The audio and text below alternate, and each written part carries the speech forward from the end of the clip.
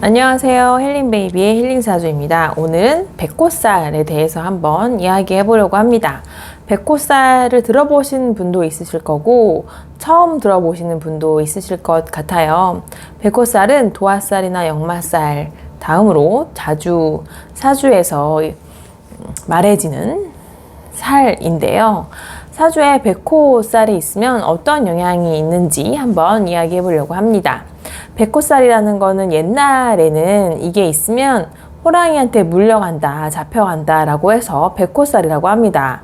호랑이한테 물린다고 할 정도로 굉장히 드물지만 치명적인 일을 겪는 것을 의미합니다. 지금 현대 사회에서 백꽃살이 있으면 어떤 사건, 사고에 휘말릴 수 있는 것을 의미하는데요. 이 백꽃살이 어떤 성분에 있는지에 따라서 조금 의미가 다르긴 합니다.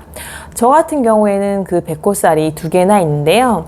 저는 백꽃살이 비견지에 있어서, 비견이라는 것은 자신의 형제, 자매, 동료 이런 것들을 의미하기도 하거든요. 그래서 저는 이제 저보다 일찍 죽은 형제가 있습니다.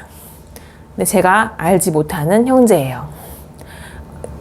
유산을 했던 것이기 때문에 저는 알지 못하지만 저에게는 먼저 간 형제가 있다고 합니다. 그리고 또 다른 백꽃살은 저 같은 경우에는 배우자 자리에 있기 때문에 이혼하고 사업 말아먹고 돈 날리고 이런 경험이 있었습니다. 네. 이렇게 백꽃살이 있으면 어떤 사건 사고를 경험할 수 있게 되는데요. 그럼 이 백꽃살을 아예 백꽃살이 있는데 이런 사건 사고를 겪지 않는 방법은 없을까요? 그것은 직업으로 이 백꽃살을 쓰면 그런 사건 사고의 경험을 안 하게 될 수 있습니다. 직업으로 떼온다 라고 말을 하는데요. 예를 들어서 피를 보는 직업들을 가지면 이 백꽃살을 잘 써먹을 수 있습니다. 간호사라던가 의료계에 종사하시는 분들, 그리고 실제적으로 피가 아니더라도 사람을 구하는 일들, 생명을 구하는 일들에 종사를 하시면 이런 백꽃살들이 내 신변에 위협을 주는 것으로 쓰는 것이 아니라 내가 다른 사람들을 구하는 것으로 써서 사주에서 좀 무난하게 지나갈 수 있습니다. 그렇기 때문에 사주에 백꽃살이 있는 아이들 경우에는 제가 진로를 의료계나 사람의 생명을 구하는 일, 누군가의 목숨을 구하는 일, 이런 쪽으로 많이 권해드리고 있어요.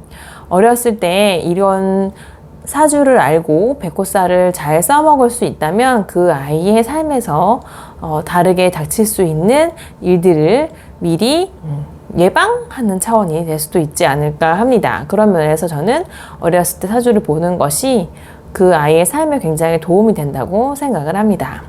사주에 백꽃살이 있다고 해서 너무 겁먹으실 필요는 없습니다. 누구나 있을 수 있는 살이고, 요즘에는 백꽃살이 있으면 기운이 더 강해서 이 자본주의 사회, 현대주의 사회에서 어떤 풍파를 헤쳐나가는 에너지가 강하다고 보기도 하거든요. 미리 걱정하시기보다는 내가 가지고 있는 사주를 어떻게 하면 잘 써먹을 수 있을지 생각해 보시는 것을 추천드립니다.